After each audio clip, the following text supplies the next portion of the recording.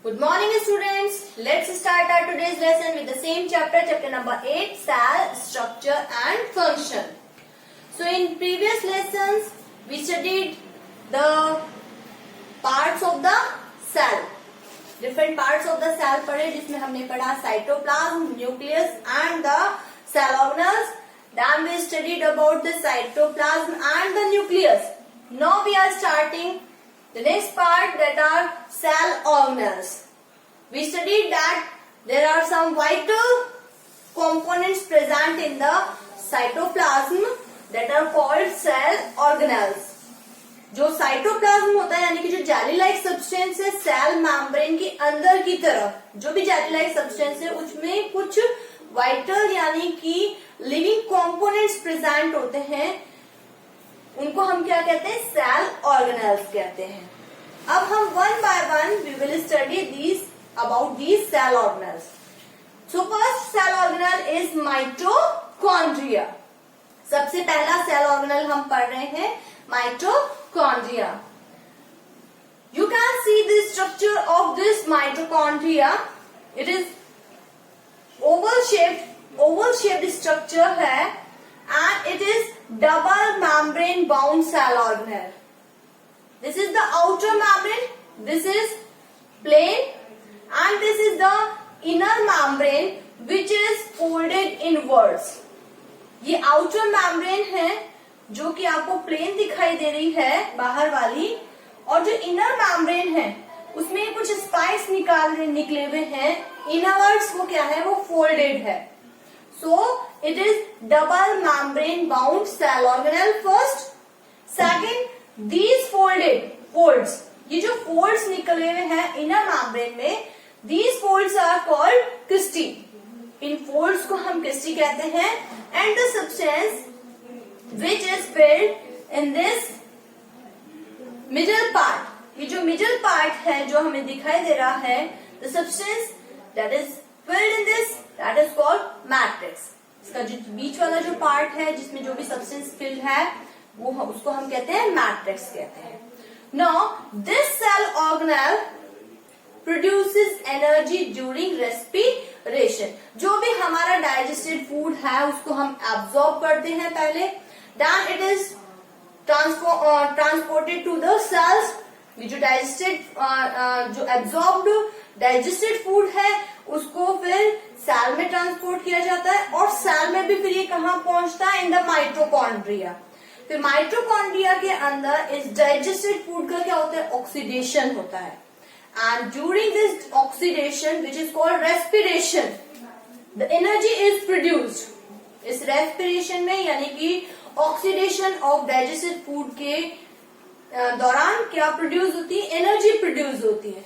So we can say that this mitochondria produces energy by the oxidation of food in the form of ATP. Then this energy is stored in the form of ATP. ATP के form में coins होते हैं energy के, जिनको क्या हम ATP कहते हैं. उन कॉइन्स के फॉर्म में क्या करता है? उनको स्टोर करता जाता है. And whenever it is required to the cell, it provides to the cell. ये जो भी एनर्जी प्रोड्यूस कर रहा है, जिसको स्टोर कर रहा है, जब भी सेल को इस एनर्जी की जरूरत होती है ये उस एनर्जी को सेल को क्या करता है? प्रोवाइड करता है. That's why it is called power house of the cell. इसीलिए हम इसको क्या कहते हैं? Power house of the cell. Because it generates energy during respiration, stores it and provided it to the cell whenever it is required. So this is the power of the cell, that is mitochondria. Now come to the next cell organelle, that is endoplasmic reticulum. Nucleus के just पास में, outer side में, nucleus के बाहर की तरफ we can see endoplasmic reticulum, that is seen as the tube-like structures which are interconnected. बहुत सारी हमें ट्यूब-like structures दिखाई देती हैं जो कि एक दूसरे से क्या होती हैं? इस तरीके से इंटरकनेक्ट होती हैं. So these tube-like structures which are present outer side of the nucleus, they are called endoplasmic reticulum. इस ट्यूब लाइक स्ट्रक्चर के जो चैनल्स हैं उनको हम एंडोप्लाज्मिक रेटिकुलम कहते हैं। Now it is of two type, smooth endoplasmic reticulum and rough endoplasmic reticulum. Smooth when there is its surface is smooth where no granules are seen, जब इस पे कोई ग्रैन्यूल्स नहीं दिखाई दे रहे हैं, इसकी सरफेस जो है स्मूथ है, then it is called smooth endoplasmic reticulum. And sometimes some granules are present stick on its surface, then its surface is rough, then it is called rough endoplasmic reticulum. Now these granules which are stick on the surface of these tube-like structures, these granules are ribosomes. ये जो granules हैं ये क्या है? Ribosomes नाम के particles हैं. So if the ribosomes are stick on the surface of endoplasmic reticulum, then it is called rough endoplasmic reticulum. If these granules are not stick on the endoplasmic reticulum, then it is called smooth endoplasmic reticulum. Now as we know, it is outer side of the nucleus, it is also connected with the nucleus, and then these channels are connected with the cytoplasm. So it acts as the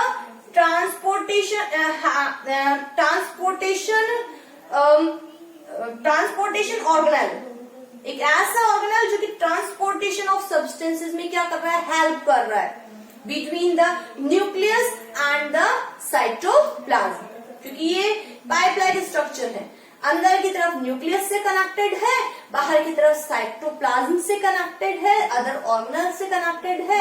तो जो भी cytoplasm और nucleus के बीच में जो भी substances का transportation हो रहा है, it is through the endoplasmic reticulum.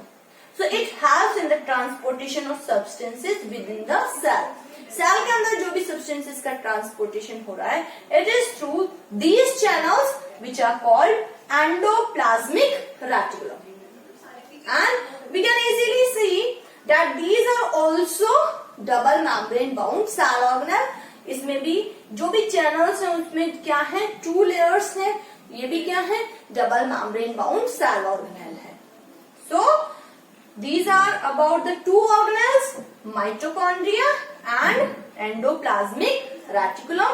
Mitochondria, which is also called the powerhouse of the cell. We know the reason why it is called powerhouse of the cell. And endoplasmic reticulum, which act as the transportation channels of the cell, जो कि transportation में काम करते हैं. One more function of the endoplasmic reticulum is there. And when we will study about the ribosomes, it will be more clear about it that this endoplasmic reticulum also helps in the protein synthesis. Rough endoplasmic reticulum जो है वो protein synthesis में भी help करता है because the ribosomes are stick on them.